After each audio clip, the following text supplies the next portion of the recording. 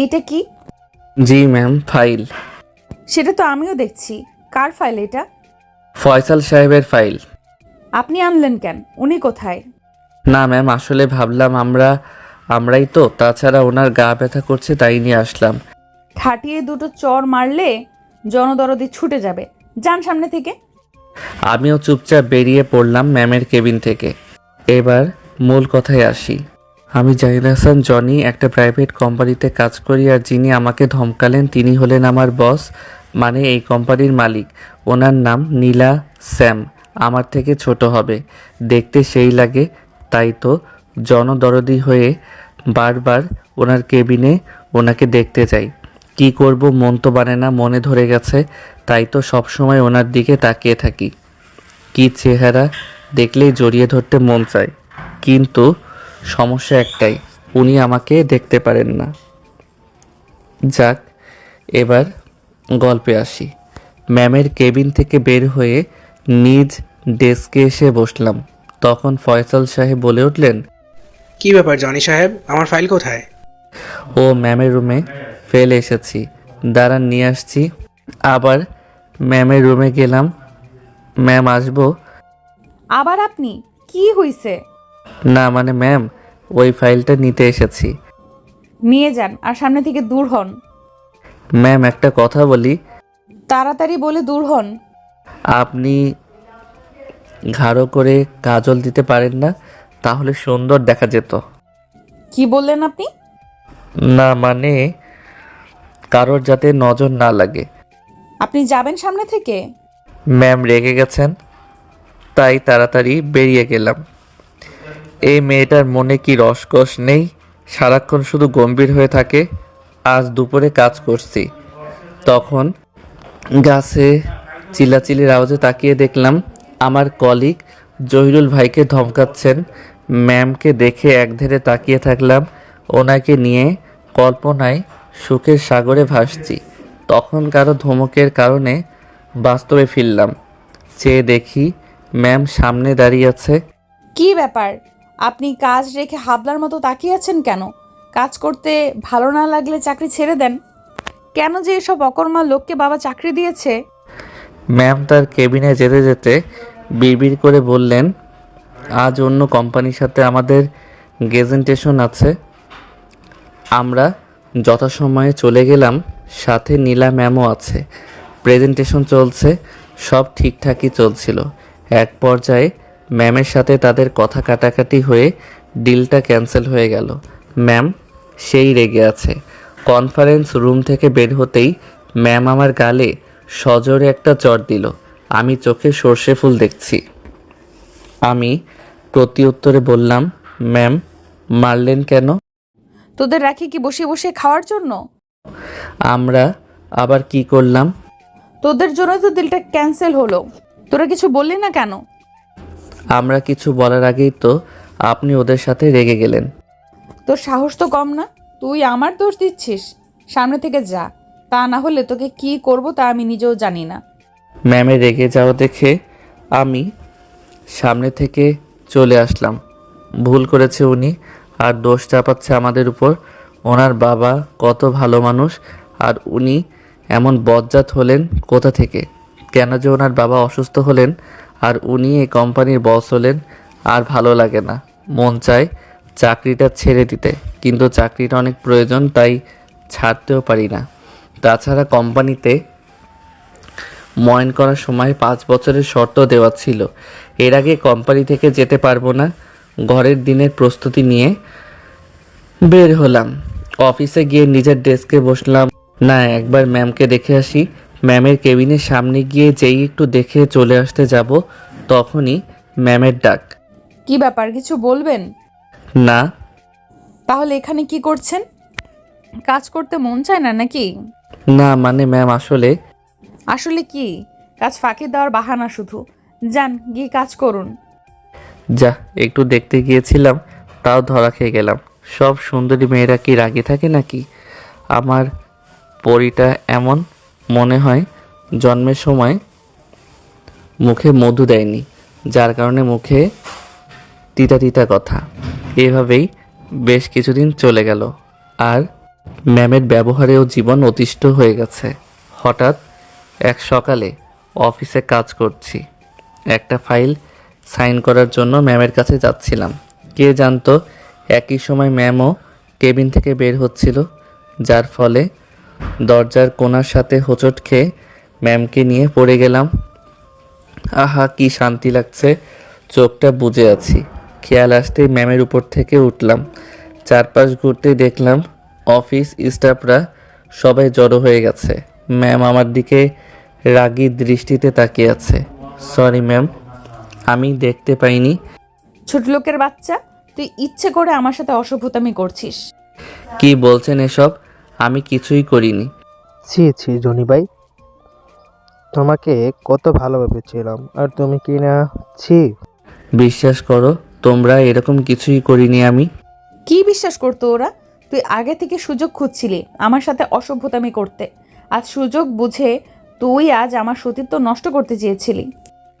এই বলে ম্যাম ন্যাকা কান্না শুরু করে দিল। আমি তো অবাকের পর অবাক, কি থেকে কি হয়ে গেল। ম্যাম যা বলছে তাই সবাই বিশ্বাস করছে। ফয়সাল ভাই, তুমিও কি বিশ্বাস করো? সে মাথাটা নিচু করে ফেলল। ইরা, তুমিও? ইরা সেখান থেকে চলে গেল। আমি তো প্রায় পাগল প্রায় অবস্থা। তোমরা সবাই বিশ্বাস করো।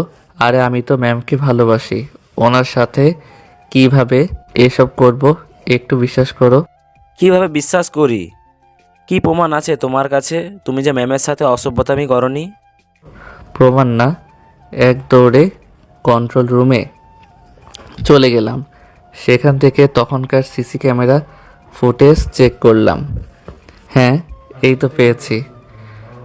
তখনকার ফুটেজটা পেয়ে গেছি। ফুটেজটা গিয়ে যেন প্রাণ ফিরে পেলাম। সবার সামনে ফুটেজটা চালু করে দিলাম। সবাই এবার বিশ্বাস করলে তো আমি ইচ্ছা করে এসব কিছু করিনি। সবাই মাথা নিচু করে ফেললো। সবাইকে উদ্দেশ্য করে বললাম, কি করিনি তোমাদের জন্য আমি? কত কাজ আমি নিজে করে দিয়েছি তোমাদের। ম্যামের বকা খেয়েও তোমাদের ফাইল সাইন করে এনে দিয়েছি। এতদিন তোমার সাথে কাজ করছে, এতটুকু চিনলে না আমাকে? সব কিছু মনে থাকবে আমার। এবার ম্যামের দিকে তাকালাম, মাথা নিচু করে আছে। আর আপনি কি বলছেন? আপনার সতীত্ব নষ্ট করতে চেয়েছি? এত নিচু মন মানসিকতা আপনার? আরে আমি আপনাকে ভালোবাসি। এত অপমানের পরেও আপনার পাশে থাকি, কারণে অকারণে আপনার কাছে যাই। এই চেহারা নিয়ে এত অহংকার করেন? আরে ফর্সা হলে যদি সুন্দর হতো তাহলে আপেলের চেয়ে মূলার দাম বেশি হতো। একটা কথা মনে রাখবেন, ভালোবাসি বলে এতটা রেসপেক্ট করি, তা না হলে আর কিছু বললাম না। নিজের ডেস্কে এসে মাথা টেবিলে দিয়ে বসে পড়লাম। রাগে আর ভয়ে গা কাঁপতে থাকলে চোখ দিয়ে দু ফোঁটা পানি গড়িয়ে পড়ল। হঠাৎ কাঁধে কারো হাতের স্পর্শ পেয়ে পিছনে তাকালাম। তুমি? হ্যাঁ, আমি জানতাম আপনি এমন কাজ করতেই পারেন না, তাই তো সামনে থেকে চলে আসলাম। এখন চলেন, দুপুর হয়ে গেছে, লাঞ্চটা করে আসি। না, তুমি যাও। আরে চলেন তো, মনটাও হালকা হয়ে যাবে। এক প্রকার জোর করেই নিয়ে গেল বাইরে। ফিরে এসে কাজ জমা দিয়ে বাসায় চলে আসলাম। রাতটা নির্ঘুম কাটালাম আর চিন্তা করলাম, নীলা মানে ম্যামের সামনে আর এত যাব না। ওকে ভালোবাসার ভূত মাথা থেকে তাড়াতে হবে। বামন হয়ে চাঁদে হাত বাড়ানো ঠিক হবে না। আল্লাহ যা করে ঠিকই করে। পরের দিন অফিসে চলে আসলাম। অফিস স্টাফরা সবাই কালকের ব্যবহারের জন্য সরি বলল। আমি ইটস ওকে বলে দিলাম। তারপরে ওদের প্রতি একটা অভিমান থেকে গেল। আর ফয়সাল ভাইয়ের সাথে তো কথাই বলিনি। এত ভালো জানতাম ওনাকে, আর উনি কিনা আমাকে অবিশ্বাস করলো। কেউ না জানুক, উনি জানতো আমি ম্যামকে ভালোবাসি। যাক, সেদিন আর ম্যামের সাথে দেখা হয়নি। ওনার বের হয়ে যাওয়ার আগে আমি বার হয়ে গেছি। তার পরের দিন সকালে ডেস্কে এসে বসলাম। ম্যাম সামনে দিয়ে ওনার কেবিনে গেল। সবাই দাঁড়িয়ে গেল, সাথে আমিও। যাওয়ার সময় একবার আমার দিকে আর চোখে তাকিয়ে গেল। আমি আমার মতো কাজে মনোনিবেশ করলাম। সমস্যা বাঁধল বিকালের দিকে। ফাইলে সাইন লাগবে ম্যামের। ওনার সামনে কিভাবে যাব, তাই ফাইলটা পিয়নকে দিয়ে পাঠালাম। চিন্তায় আছি, এত কিছুর পরও আমার ফাইলে সাইন করে না। না করে কিছুক্ষণ পর পিয়ন ফাইল নিয়ে আসলো। না, সাইন করে দিয়েছে, তাহলে ফাইলটা জমা দিয়ে চলে আসলাম। এরকম করে আরও 3 দিন চলে গেল। এই 3 দিন ম্যামের সামনাসামনি হয়নি। বিপত্তি বাঁধল 4র্থ দিন। ফাইল দেওয়া হলো অনেকগুলো। এতগুলো কাজ করতে করতে বিকাল হয়ে গেল। এক এক করে সবাই চলে যাচ্ছে। কাজগুলো শেষ না করেও যেতে পারছি না। এক এক করে সবাই চলে গেল। এখন শুধু আমি আর ম্যাম আর পিয়ন। বুঝি না আজকে আমাকে ইচ্ছা করে এত বেশি কাজ দিয়েছে। কি ব্যাপার ম্যাম, এখনও যাচ্ছে না কেন? উফ, কখন না সামনে এসে পড়ে। কাজগুলো শেষ করে পিয়নকে বুঝিয়ে দিয়ে যেই বের হতে যাব, তখনই কারো কোমল সুরে ডাক পড়ল। পিছনে ফিরে দেখি ম্যাম। আমি মাথা নিচু করে দাঁড়িয়ে আছি। ম্যাম আমার সামনে আসলো, আমতা আমতা করা বলল, আমি সরি, আসলে আমি বুঝতে পারিনি। আমি চুপ করে আছি। তাই ম্যাম আবারও বলল, জনি সাহেব, আমি সরি, ভুল তো মানুষেরই হয়। আচ্ছা চলুন, আপনাকে বাসায় ড্রপ করে দেই। ধন্যবাদ ম্যাম, আমি একাই যেতে পারবো। এই বলে আমি সেখান থেকে চলে আসলাম। এখন আর বেশি দরকার ছাড়া ম্যামের কেবিনে যাই না। ফাইল সাইন লাগলে পিয়নকে দিয়ে করিয়ে আনি। এখন ম্যাম শুধু আর চোখে তাকায় আমার দিকে। ফয়সাল সাহেবের সাথে এখনও ভালোভাবে কথা বলি না। বিকালে ফয়সাল সাহেব আমার ডেস্কে আসলেন। জনি সাহেব, আমি জানি আপনি এখনও আমার উপরে রেগে আছেন। আসলে ওই দিন আপনি যেভাবে ম্যামকে জড়িয়ে ধরেছিলেন, যা অবিশ্বাস করার মতো। কেউ না জানুক, আপনি তো জানতেন যে আমি ম্যামকে ভালোবাসি। তার সাথে এরকম আমি করতে পারি না। আচ্ছা ভাই, আমার ভুল হয়ে গেছে, এবারের মতো ক্ষমা করে দে। এই বলে আমাকে জড়িয়ে ধরল। আমিও আর রাগ করে থাকতে পারলাম না। যাই হোক, সব কিছু আগের মতো চলতে লাগলো। শুধু ম্যামের সাথে দূরত্বটা বাড়িয়ে দিয়েছি। দুপুরে ফয়সাল সাহেবকে দিয়ে ম্যামের কাছে ফাইলটা পাঠালাম। আসুন। ফাইলটা একটু সাইন করে দিতেন যদি। দেন। ম্যামের দিকে বাড়িয়ে দিল। কার ফাইল এটা? জনি সাহেবের। ওনার ফাইল আপনি আনলেন কেন? আসলে ওনার গা ব্যথা তো, তাই। ওনাকে ডাক দিন। আমার ডাক শুনে ম্যামের কেবিনে চলে আসলাম। ম্যাম আসবো? আসুন। ডেকেছিলেন আমাকে? আগে বসুন। বসলাম চেয়ার টেনে। নিচের দিকে তাকিয়ে বসে আছি। আপনার গায়ে কি হয়েছে? হালকা চোট লেগেছে। আপনি আমাকে বললেই তো আমি আপনার ডেস্কে গিয়ে ফাইল সাইন করে দিয়ে আসি। কিছুক্ষণ চুপ থেকে আবার ম্যাম, অন্যের হাতে পাঠানোর কি দরকার? আমি কি কলা গাছের সাথে কথা বলছি নাকি? আমার চোখের দিকে তাকান। ম্যামের কথায় ম্যামের দিকে তাকালাম। ভয়ে আমার বুক শুকিয়ে যাচ্ছে। দেখুন, আমি জানি আপনার গায়ে কোনো চোট লাগেনি। আমি সত্যিই সরি। ওই দিন আমি বুঝে উঠতে পারিনি, হঠাৎ এসে আমার উপর পড়লেন। আমি সত্যিই সরি। বিস্মিতভাবে তাকালো। চোখের কোণে বিন্দু বিন্দু পানি জমা হয়েছে। ফাইল সাইন করা শেষে আমি ফাইল নিয়ে বেরিয়ে আসলাম। এভাবে আরও কিছুদিন চলে গেল। এখন দেখি ম্যাম তার কেবিন থেকে প্রায়ই বের হয়ে আমার ডেস্কের আশেপাশে হেঁটে বেড়ায়, আমার প্রতি নজরদারি করে। আমি আমার মতো ওনার প্রতি এখন ততটা আগ্রহ দেখাই না। উনি আমাকে খুব ভালোভাবেই নজরে রাখে। ওনার প্রতি আগ্রহ দেখাই না বিধায় হয়তো আমার প্রতি এতটা আগ্রহী। আমি কোনো মেয়ে কলিগের সাথে কথা বললে ম্যামের চোখ মুখ লাল হয়ে যেত। আজ দুপুরে ডেস্কে বসে কাজ করছি, তখনই ইরা আসলো। কি করেন ভাইয়া? লাঞ্চ করবেন না? করব। তাহলে ভাইয়া আমার সাথে চলেন, আমি আজ নিজের হাতে রান্না করে নিয়ে আসছি। প্লিজ প্লিজ প্লিজ, না করবেন না? তুমিও না বাচ্চাদের মতো করো। আচ্ছা চলো। আমি আর ইরা হাসতে হাসতে আমার ডেস্ক থেকে বের হচ্ছি। হঠাৎ কে যেন আমার কলার ধরলো। আমি তাকিয়ে দেখি নীলা ম্যাম। মুখ চোখ কেমন রক্তবর্ণ ধারণ করেছে। আমি তো ভয় পেয়ে গেলাম, কি করলাম আবার কে জানে। তখনই ম্যাম বলল, কি পেয়েছিস? আমাকে এড়িয়ে চলবি? অন্য মেয়ের সাথে হাসাহাসি? তুই না আমাকে ভালোবাসিস? এ তোর ভালোবাসা? কি করছেন ম্যাম? কলার ছাড়ুন, সবাই দেখছে।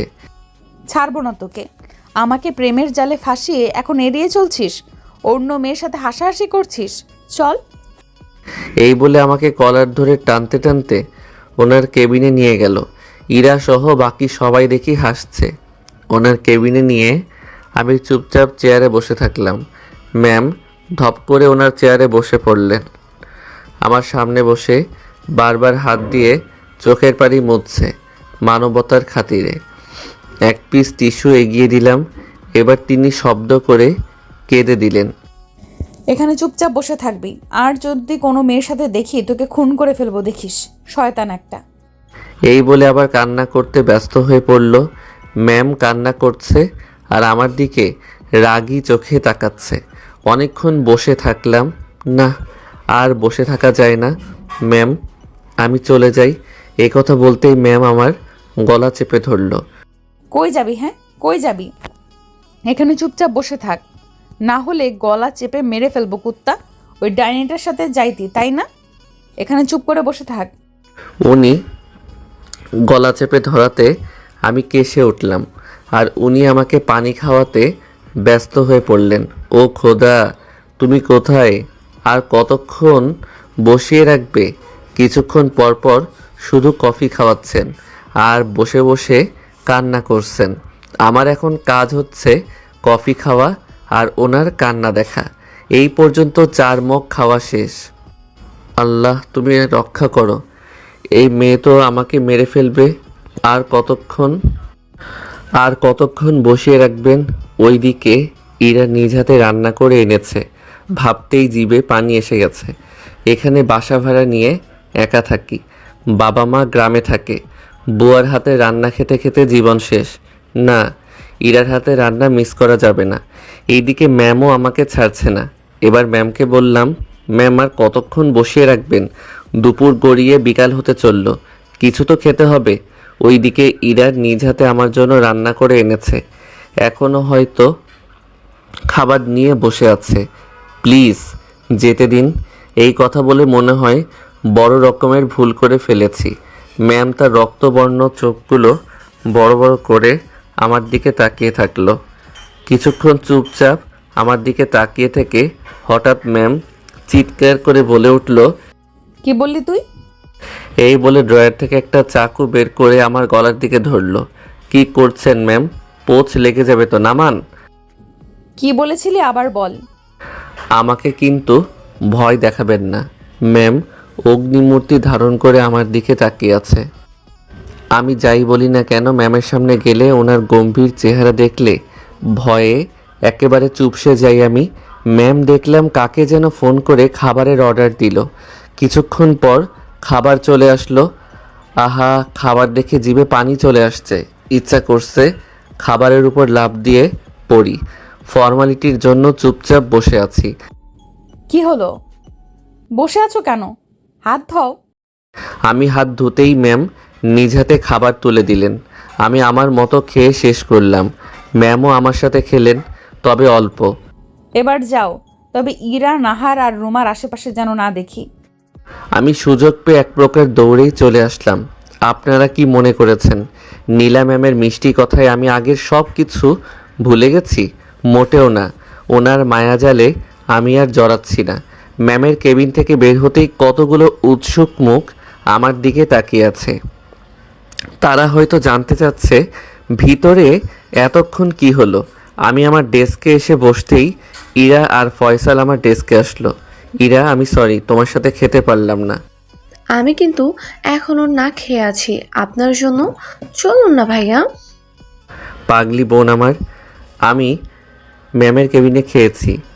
ম্যাম জোর করে খাইয়েছে। তুমি ফয়সাল ভাইকে নিয়ে খেতে। ইরা ফয়সালের দিকে রাগী চোখে তাকিয়ে বলল, ওনার কি আমার সাথে খাওয়ার সময় আছে নাকি? ওনার তো নাহার আর রুমা আছে। আমি কিন্তু এখনো খাইনি, চলো। আমি খাবো না, আপনার সাথে যান, রুমা আর নাহারের কাছে যান। আমার কিন্তু খুব ক্ষুধা লেগেছে, চল না প্লিজ। ইরা যাও, তোমাদের দুজনেরই এখন অনেক খিদা, আগে গিয়ে খাও, ওসব বিষয়ে পরে কথা বলা যাবে। ইরা ফয়সালের দিকে রাগী চোখে তাকিয়ে বলল, বলে হাঁটা ধরল আর ফয়সাল পিছে পিছে চলল। আমি আনমনে হাসছি আর ভাবছি এদের ভিতর কিছু একটা ঘটতে চলছে। কৌতূহল বশত ইরার ডেস্কে গেলাম। আহা, কি সুন্দর খাবার সামনে রেখে একজন আর একজনের দিকে তাকিয়ে আছে। আমি হালকাভাবে কাশি দিয়ে বললাম, খাবার সামনে রেখে বসে কাশতে নেই। আমার কথায় দুজনের শুভ দৃষ্টির বাধা ঘটল। দুজনই বেশ লজ্জা পেয়ে গেল। তুমি মিয়া আসার আর সময় পেলে না? নিজে তো পেট পূজারি করে এসেছো, এখন আমাদেরও খেতে দাও। ও শিওর শিওর, খাও, আমি কি সাহায্য করব? ফয়সাল ভাই আমার দিকে রাগী চোখে তাকালো। আচ্ছা খাও খাও, আমি পরে আসি। আমি আমার ডেস্কে এসে কাজে মন দিলাম। ম্যামের সাথে যাতে দেখা না হয় তাই তাড়াতাড়ি বের হয়ে গেলাম। রাতে আর বাসায় খেলাম না। ম্যাম যা খাওয়ালো তাতে দুদিন অনায়াসে থাকা যাবে। রাতে সুন্দর করে একটা ঘুম দিলাম। সকালে যথাসময়ে অফিসে চলে এসেছি। ম্যাম এখনও আসেনি, তাই ফয়সাল আর ইরা সহ বাকিদের সাথে কুশল বিনিময় করে কাজে মন দিলাম। কিছুক্ষণ পর ম্যাম আসলো। আমরা সবাই দাঁড়িয়ে গেলাম। ম্যাম দেখলাম আমার দিকে রাগী চোখে তাকিয়ে তার কেবিনে চলে গেল। আমি আবার কি করলাম কে জানে। ওইদিকে আমার কোনো ভ্রুক্ষেপ নেই। আমি আমার মতো কাজে মনোনিবেশ করলাম। একটা ফাইল জমা দিব, তাই ম্যামের সাইন লাগবে। ওনার কেবিনে আমার যেতেই মন চায় না, অন্যকে দিয়েও পাঠাতে পারবো না। অজ্ঞতা, আমাকে যেতে হলো। ম্যাম আসবো। হ্যাঁ আসুন, আপনার জন্য তো ওয়েট করছি। আমি কাছে যেতেই ম্যাম চেয়ার থেকে উঠে আমার কলার ধরল, একটানে ওনার মুখের কাছে নিয়ে আসলো। ওনার প্রতিটা নিঃশ্বাস আমি অনুভব করতে পারছি। আমার হার্টবিট যেন ক্রমশই বেড়ে যাচ্ছে। ওই, তুই কালকে আমাকে না বলে গেলি না কেন? খুব বিরক্ত লাগছে আমার। আমি কলার থেকে হাত নামাতে নামাতে বললাম, দেখুন আমার এসব ভালো লাগছে না, সরুন। ম্যাম আমার দিকে কিছুক্ষণ তাকিয়ে থেকে তাই দেন, এর থেকে বেশি কিছু আপনার থেকে আশা করা যায় না। আমার কথায় কিছুটা আঘাত পেয়েছে। দেখলাম ম্যামের চোখের কোণ থেকে কিছুটা পানি গড়িয়ে পড়ল। আমি ফাইল রেখে রুম থেকে বেরিয়ে আসলাম। আমার ডেস্কে এসে বসলাম। না, ফাইল তো জমা দেওয়ার সময় হয়ে গেছে। ফাইলগুলো আমার উপরের কর্মকর্তা আলামিন ভাইয়ের কাছে জমা দিতে হয়, উনি এসব হ্যান্ডেল করেন। কিছুক্ষণ পর পিয়নকে পাঠালাম ম্যামের কেবিনে ফাইল আনতে। পিয়ন ফাইল নিয়ে আসলো। আমি ফাইলগুলো আবার চেক করার জন্য খুলতেই অবাক, ফাইলের পেপারগুলো ভিজে জট লেগে গেছে। ভালো করে দেখে বুঝলাম ম্যামের চোখে পানি। কি মুসিবত, উনি কি আমাকে শান্তিতে থাকতে দিবেন না? আমি দিলাম সাইন করতে আর উনি কান্না করে ফাইলের ভিতর সাগর তৈরি করেছেন। কি আর করার, এগুলো এখন আবার শুকাতে হবে। পেপারগুলো খুলে একটা একটা করে ফ্যানের সামনে ধরলাম। গাছের ডেস্কের জয়ুল ভাই দেখে বলল, কি ব্যাপার জনি ভাই, এগুলো ভিজলো কিভাবে? কি আর বলবো, দুঃখের কথা ভাই, হাতের সাথে পানির গ্লাস লেগে ফাইলে পড়ল। তারপর যা হওয়ার তা তো দেখতেই পাচ্ছেন। সত্যি কথা তো আর বলা যায় না। অন্যদিকে দুই জোড়া চোখ আমার আর ম্যামের সব কাহিনী দেখেছে। তারা হলো ইরা আর ফয়সাল। ওরা দুজন মুচকি মুচকি হাসছে। একেই বলে কারো পৌষ মাস, কারো সর্বনাশ। অনেকক্ষণ ফ্যানের সামনে পেপারগুলো ধরে শুকালাম। দুপুরে আমার দিকে পড়ল ম্যামের কেবিনে। আসবো ম্যাম? হ্যাঁ আসো। ম্যামের দিকে তাকিয়ে দেখলাম ম্যামের চোখগুলো লাল হয়ে আছে, হয়তো কেঁদেছে। আমাকে ডেকেছিলেন? ম্যাম আমার পানে চেয়ে শান্তভাবে বলল, এখানে বসো। আমি বসলাম। এখানে কি কোনো কাজ আছে আমার? চুপ করে বসে থাকতে পারো না? শুধু শুধু কেন বসে থাকবো? এমন সময় দেখলাম পিয়ন খাবার নিয়ে আসলো। ম্যাম আমার দিকে প্লেট এগিয়ে দিয়ে বলল, হাত ধোও। আমি কেন? খাবে না? হ্যাঁ, বাইরে থেকে খেয়ে নিব। না, এখানে খাবে। দেখুন, আমি না আপনার কাজিন না আপনার বন্ধু। আপনার আর আমার মাঝে সম্পর্ক হলো মালিক কর্মচারী। সো আমি খেতে পারবো না। এই বলে চেয়ার থেকে উঠে চলে আসতে যাব, তখন ম্যাম আমার হাত ধরে ফেললো। তুমি ভালো করেই জানো কেন এমন করি। তোমার কথাবার্তা আমাকে খুব হার্ট করে। সকালের জন্য এমনিই রেগে আছি, সো এখন আর নতুন করে রাগিও না আমাকে। এই বলে ম্যাম এক টান দিয়ে আমাকে বসিয়ে দিল। নিজ হাত দিয়ে আমার হাত ধুয়ে খাবার বেড়ে দিল। আমি চুপচাপ বসে আছি, কেননা উনি যেই বদরাগী মেয়ে কখন কি করে বসে। কি হলো, বসে আছো কেন? ও, বুঝেছি। আমি ম্যামের দিকে তাকালাম, উনি আবার কি বোঝালেন। আমি ভাবনা থেকে বের হতেই দেখি ম্যাম আমার মুখের সামনে ভাত ধরে আছে। কি হলো, হা করো। না ম্যাম, আমি নিজেই খাচ্ছি। ম্যাম কিছুটা রাগী স্বরে বলল। আমি হা করতে বলেছি। আমিও হা করলাম। ঘপাঘপ খাবার মুখে তুলে দিতে লাগলো। আমাকে খাইয়ে দেওয়ার পর অবাক করে দিয়ে উনি ওনার ওড়না দিয়ে মুখটা মুছে দিল, যেন আমার বউ তার আঁচল দিয়ে মুছে দিল। এখন দেখলে কেউ বিশ্বাস করবে না উনি এতটা বদরাগী। আমি চলে আসতে যাব, তখন আবার আমার হাত টান দিয়ে ওনার খুব কাছে নিয়ে আসলো। আমার কপালের সাথে ওনার কপাল ঠেকালো, তারপর শান্তভাবে বলল। খুব ভালোবেসে ফেলেছি তোমায়। তোমাকে খুব করে পেতে ইচ্ছে করে, খুব কাছে পেতে ইচ্ছে করে। একটু ভালোবাসো আমাকে। এই বলে জড়িয়ে ধরল। ম্যামের চোখে আমি পানি দেখতে পেলাম না। ওনার এতটা কাছে থাকলে নিজেকে কন্ট্রোল করতে পারবো না, তাই ওনার কাছ থেকে নিজেকে ছাড়িয়ে চলে আসলাম। ম্যাম আমার চলে যাওয়ার দিকে তাকিয়ে থেকে মনে মনে বলতে লাগলো। তোমাকে তো আমার করেই ছাড়বো, দেখবো আমার ভালোবাসা উপেক্ষা করে কিভাবে দূরে যাও। এই বলে ম্যাম একটা দুষ্টু হাসি দিল। এইভাবেই দিনগুলো যেতে লাগলো, আর ম্যামের পাগলামিও দিন দিন বাড়তে লাগলো। এরকমই একদিন ম্যামের কেবিন থেকে দুপুরে খেয়ে বের হয়ে আমার ডেস্কে যাচ্ছিলাম। আমার ডেস্কে যেতে হলে ইরার ডেস্ক পেরিয়ে যেতে হয়। তো ইরার ডেস্কের কাছে যেতেই দেখি ইরা কান্না করছে। ইরা কান্না করে একাকার করে ফেলেছে, চোখ ফুলে লাল হয়ে গেছে। আমি কাছে গেলাম। ইরা, কি হয়েছে? এভাবে কান্না করছো কেন? ভাইয়া, ফয়সাল নাহারের সাথে লাঞ্চ করতে গেছে। এই কথা বলে ইরা আরও কান্নায় ভেঙে পড়ল। মেয়েটা একেবারে সহজ সরল। হ্যাঁ, যেতেই পারে, কলিগ যেহেতু যেতেই পারে, সমস্যা কি? ইরা রাগান্বিত স্বরে বলল। কলিগ হলেই যেতে হবে নাকি? ও কেন যাবে? ও নাহারের সাথে যেতে পারবে না, ব্যাস। এই কথা বলে ইরা আবার মাথা নিচু করে ফেলল।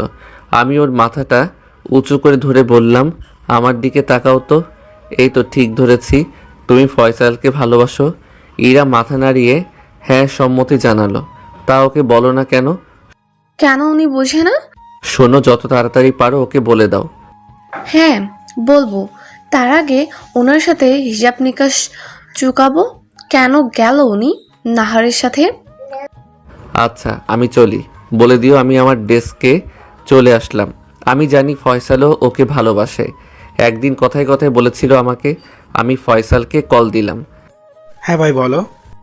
রাখো তোমার ভাই, তুমি নাহারকে নিয়ে টাঙ্কি মারতে গেছো। এদিকে ইরা কান্না করে শেষ। বলো কি, আমি আসছি। কিছুক্ষণ পর ফয়সাল চলে আসলো, সোজা ইরার ডেস্কে চলে গেল। ইরা এখনও কাঁদছে। কি হয়েছে, তুমি কাঁদছো কেন? ইরা রাগ অভিমান আরও বেড়ে গেল। ইরা উঠেই ফয়সালের গলা চেপে ধরলো, তারপর শুরু করলো। কুত্তা, শোর, শয়তান, বিড়াল, তুই আমাকে রেখে ওই পেতনিটার সাথে গেছোস? তোকে আজ আমি মেরেই ফেলবো। এই বলে ইরা ফয়সালকে মারতে লাগলো। এক পর্যায়ে ফয়সাল ইরাকে বুকের মাঝে চেপে ধরলো, আর ইরা একেবারে শান্ত হয়ে গেল, কান্না করে ফয়সালের বুক ভাসাচ্ছে। আপনি বোঝেন না কেন আমি আপনাকে ভালোবাসি? ফয়সাল ইরার কপালে চুমু দিয়ে বলল। পাগলি, আমি জানি তো, আমিও তো তোমাকে ভালোবাসি। তাই তো নাহারের সাথে গিয়ে ওর সাথে খাইনি, তোমার সাথে খাবো বলে। আমি জানি তুমি এখনো খাওনি। চলো, ক্ষুধা লেগেছে। আর যদি দেখি না ওর সাথে, একেবারে খুন করে ফেলবো। খালি কষ্ট দেয় আমাকে। এখন চলেন, আমারও খুব ক্ষুধা লেগেছে। আপনার উপর জিদ করে আমি এখনো খাইনি, এখন আমাকে খাইয়ে দিবেন। আমি দূর থেকে ওদের এসব কাণ্ড দেখে তৃপ্তিময় একটা হাসি দিলাম। বিকালে অফিস থেকে বের হতেই দেখি ফয়সাল আর ইরা একসাথে বের হচ্ছে। আমার কাছাকাছি আসতেই বললাম, তোমাদের কাছ থেকে কিন্তু আমি একটা ট্রিট পাই। আচ্ছা ভাইয়া, আজকেই চলেন আমাদের সাথে, আপনাকে আজকেই ট্রিট দেব। আচ্ছা থাক, আজ ট্রিট দিতে হবে না। তোমাদের নয়া প্রেমে কাবাব মেয়ে হাড্ডি হতে চাই না। যাও। আমার কথায় ইরা কিছুটা লজ্জায় পেল। তাহলে আমরা চলি ভাইয়া, ভালো থাকবেন। আচ্ছা যাও। ওরা ওদের মতো চলে গেল আর আমি আমার মতো। চারপাশের মানুষের মুখে হাসি দেখলে আমার মনটাও কেমন আনন্দে ভরে ওঠে। এইভাবেই বেশ কিছুদিন চলল। কাল নীলার জন্মদিন। তার বাসায় বিশাল আয়োজন করা হয়েছে। অফিসের সবাইকে ইনভাইট করা হয়েছে, শুধু আমি বাদে। আমাকে ইনভাইট না করেও ভালো হয়েছে, করলেও যেতাম না। কালকের দিনটা বন্ধ পাবো। কাল সারাদিন ঘুমিয়ে ঘুমিয়ে কাটাবো। আহা শান্তি। আবার কিছুটা মন খারাপও হলো। সবাইকে ইনভাইট করলো, আমাকে করলো না। এটা কি আমাকে অপমান করলো নাকি? বদ একটা অপমান করবি কর, এভাবে করা লাগে? আজ খেতেও ডাকলো না। শালি তোকে পরে দেখে নেব। আমাকে অপমান? না, আর এই বিষয়ে ভাবা যাবে না। এগুলো ভাবতে থাকলে মাথা আরও গরম হয়ে যাবে। কাজে মন দিলাম। বিকালে যাতে ম্যামের সাথে না দেখা হয় তাই তাড়াতাড়ি করে বের হয়ে গেলাম। রাত পেরিয়ে সকাল হলো। আজ ম্যামের জন্মদিন। না, কিছু খেয়ে আবার ঘুম দিতে হবে। তার আগে মোবাইলটা বন্ধ করি, যাতে কেউ বিরক্ত না করতে পারে। আহা, ঘুম কাকে বলে! এই অবেলায় পড়ে পড়ে ঘুমাচ্ছি। বেশিক্ষণ ঘুমাতে পারলাম না। দুপুরের পর দিয়ে কে যেন কলিং বেল বাজাচ্ছে। আমি গিয়ে দরজা খুলতে দেখলাম একজন আমার বয়সী লোক দাঁড়িয়ে আছে। আমি, কে রে ভাই এই অবেলায়, কি চাই? সরি স্যার, আপনার ঘুমে ডিস্টার্ব করার জন্য। আমি আপনার জন্য গাড়ি পাঠিয়েছে যাওয়ার জন্য। এখনই রেডি হয়ে যেতে বলেছে। তোর ম্যামকে আর কোথায় যাব? ম্যামের নাম নীলা স্যার। আমার আর বুঝতে বাকি রইল না যে এইটা নীলা ম্যামের কাজ। আমি তো যাব না, কি করি? তুমি যাও, আমি পরে আসছি। সরি স্যার, আপনার জন্য গাড়ি পাঠানো হয়েছে। তুমি যাও, তোর ম্যামকে আমি বলছি। কিন্তু স্যার। কোনো কিন্তু নয়, যাও। লোকটাকে পাঠিয়ে দিয়ে আবার ঘুমের রাজ্যে হারিয়ে গেলাম, কিন্তু ঘুমাতে পারলাম না। কিছুক্ষণ পর আবার আসলো। আমি দরজা খুলে দেখি সে আবার এসেছে। গালের এক পাশ লাল হয়ে আছে। তুমি আবার আসছো? যাও, আমি আসছি। সরি স্যার, আপনাকে ছাড়া যেতে পারবো না। আপনার কথা শুনতে গিয়ে ম্যাম আমার গালের কি করেছে। এখন আপনাকে ছাড়া গেলে চাকরি থাকবে না আমার। এখন কি বলি? আমি একটা গাড়ি দেখিয়ে বলি, ওই গাড়িটা দেখছো? আমি ওইটাতে করে যাব। আমার সাথে আরেকজন আছে, ওকে নিয়েই যাব। তুমি যাও। সরি স্যার, আপনাকে ছাড়া যাওয়া যাবে না। আপনার জন্য স্পেশাল গাড়ি পাঠানো হয়েছে, সেটা দিয়েই যাবেন। কি মাইনকার চিপায় আটকালাম। ওকে বুঝিয়ে ভাজিয়ে পাঠিয়ে দিলাম। কাল আমাকে ইনভাইট করেনি, আজ আসছে গাড়ি পাঠাতে। আবার ইম্পসিবল গাড়ি। তোর গাড়ির তলায় আগুন? না, বাসায় থাকা যাবে না, থাকলেই আবার আসবে। তার আগে গোসলটা সেরে নিই। গোসল করে একটা ট্রাউজার আর একটা গেঞ্জি পরে বের হওয়ার জন্য দরজা খুলতেই যা দেখলাম তা দেখে ভয়ে গলা শুকিয়ে গেল। সামনে তাকিয়ে দেখি নীলা ম্যাম দাঁড়িয়ে। মনে হয় সোজা অনুষ্ঠান থেকে এসেছে। পরনে বার্থডে পোশাক। বাহ, কি দারুণ লাগে! ম্যাম আমার দিকে অগ্নি দৃষ্টিতে তাকিয়ে আছে।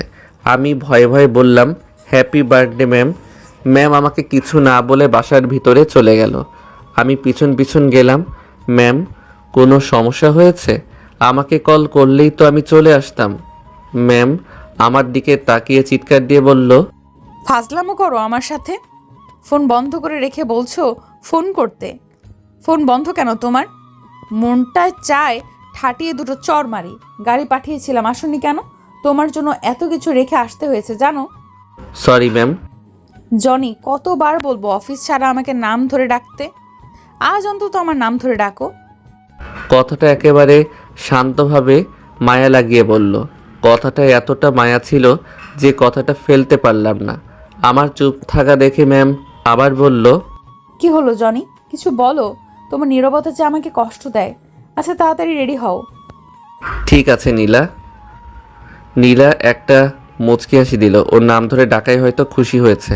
আমি আমার রুমে ঢুকে রেডি হচ্ছি, খালি গা আমার। তখন হঠাৎ নীলা আমার রুমে ঢুকে পড়ল। আমি তো লজ্জায় গা ঢাকতে ব্যস্ত। আহা, কি করছো? রুমে আসলে কেন?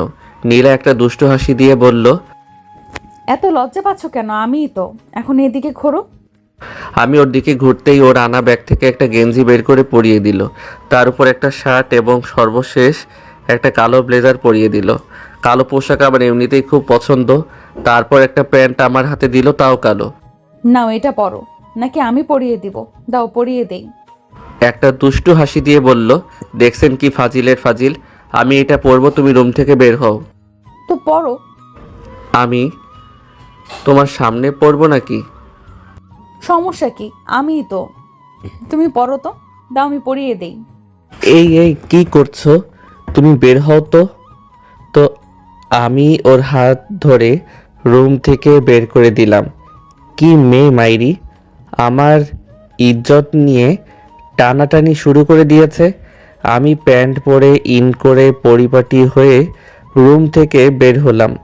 রুম থেকে বের হতেই নীলা আমার দিকে হা করে তাকিয়ে রইল। একেবারে আমার রাজকুমারের মতো। ওর কথায় একটা মুচকি হাসি দিলাম। জনি, আমার জন্মদিনের গিফট কোথায়? সবার থেকে কিন্তু আলাদা হতে হবে এবং স্পেশাল। আমি জানি ও কি চায় আমার কাছে, কিন্তু তা আমি দিতে পারবো না। চাইলেই দিতে পারি। আমি আমার ড্রয়ার খুলে ওর জন্য অনেক আগে কিনা কালো শাড়িটা দিলাম। হয়তো খুশি হবে না এই সাধারণ একটা শাড়িতে। আমি আর কিছু জিজ্ঞাসা করলাম না, বললাম চলো। কিছুটা আগাতেই নীলা বলল, দাঁড়াও। আমি ঘুরে বললাম, জানি এটা তোমার পছন্দ হবে না। এর থেকে ভালো কিছু এই মুহূর্তে নেই আমার কাছে। অনেক আগে কিনেছি তোমাকে দেব বলে। নীলা কিছু না বলে রুমের ভিতরে চলে গেল। এই কই যাচ্ছ? আমার কথার কোনো কর্ণপাত করল না। কিছুক্ষণ পর নীলা রুমের ভিতর থেকে আমাকে ডাক দিল। আমি ভিতরে গিয়ে তো অবাক, নীলা আমার দেওয়া শাড়ি পরছে। কি হা করে তাকিয়েছো কেন? আমার শাড়ির কুচিটা ঠিক করে দাও। আমি হ্যাঁ তুমি, নাও ধরো। এই বলে শাড়ির সামনের অংশটা আমার হাতে ধরিয়ে দিল। আমি নীলার দিকে ভালো করে তাকিয়ে দেখি নীলার পেটের অংশে কাপড় নেই। কি সুন্দর পেট! এটা দেখে আমি চোখ বন্ধ করে ফেললাম। কি হলো? চোখ বন্ধ করলে কেন? চোখ খোলো, আমার দিকে তাকাও। আমি ওর দিকে তাকালাম। নীলা আমার চোখের দিকে তাকিয়ে বলল, এত লজ্জা পাচ্ছ কেন? এত লজ্জা পাচ্ছ কেন? দাও কুচিটা ঠিক করে দাও, সময় হয়ে গেছে। আমি কুচিটা ঠিক করে বললাম, নাও পরে নাও। তুমি পরিয়ে দাও। আমি পারবো না, তুই পরে নাও। তাহলে কিন্তু আমি এভাবেই চলে যাব। নীলা কিছুটা রেগে গিয়ে বলল, এই মেয়ের রাগী চেহারা দেখলে বিব্রত হয়ে যাই আমি। আমি কুচিটা পরিয়ে দিতেই আমার হাত নীলার পেটে লাগলো। সাথে সাথে আমার পুরো শরীর শিহরিত হয়ে গেল। নীলা চোখ বন্ধ করে ফেললো আর ঘন ঘন শ্বাস নিতে লাগলো। আমি কুচিটা পরিয়ে দিয়ে দাঁড়িয়ে গেলাম।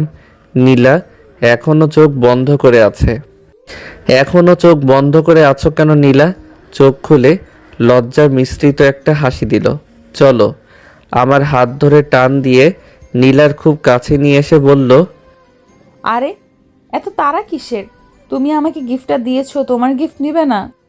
আমার গিফট লাগবে না। আমাকে গিফট দিছো, তোমাকে তো গিফট নিতেই হবে। চোখ বন্ধ করো। গিফট নিতে আবার চোখ বন্ধ করতে হয় নাকি? এই গিফটটা নিতে হলে চোখ বন্ধ করতে হয়। তাড়াতাড়ি চোখ বন্ধ করো। আমি চোখ বন্ধ করতেই নীলা আমার ঠোঁটের সাথে ওর ঠোঁট মিলিয়ে একটা চুমু দিল। সাথে সাথে আমার সারা দেহে আগুন ধরে গেল। আমি ছাড়াতে চেষ্টা করলাম, কিন্তু ও এত শক্ত করে জড়িয়ে ধরল যে নিজেকে ছাড়াতে পারলাম না। ওর সাথে না পেরে উঠে আমিও ওর চুমুতে সাড়া দিতে লাগলাম। খুব শক্ত করে জড়িয়ে ধরলাম আমি ওকে। কতক্ষণ ছিলাম জানি না। বেশ কিছুক্ষণ পর আমাকে ছাড়লো। দুজনে জোরে জোরে শ্বাস নিতে লাগলাম। নীলা আমার দিকে তাকিয়ে তৃপ্তিময় একটা হাসি দিল।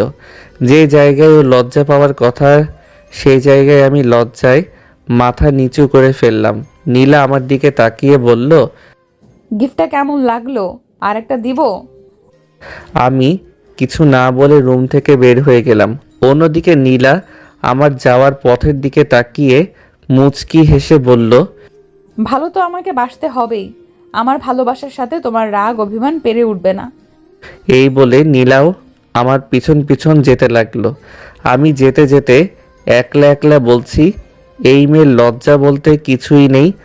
ওর এরকম ভালোবাসায় আমার রাগ অভিমান পানি হয়ে যাচ্ছে।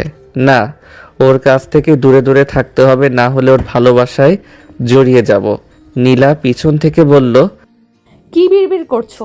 গাড়িতে ওঠো। আমি গাড়িতে উঠলাম। নীলা আমার পাশে বসলো। আমার একটা হাত ওর হাতের ভিতর নিয়ে নিল। আমারও ভালো লাগছিল, তাই আর সরালাম না। কিছুক্ষণ পর আমার কাঁধে মাথা রেখে আমার দিকে তাকিয়ে রইল। এই মেয়ে তো আমার মনে রাজত্ব করেই ছাড়বে। গাড়ি চলতে লাগলো নীলাদের বাসার উদ্দেশ্যে। কিছুক্ষণ পর নীলাদের বাসার সামনে এসে উপস্থিত হলাম। না, বেশ জাঁকজমক করেই সাজিয়েছে বাড়িটা।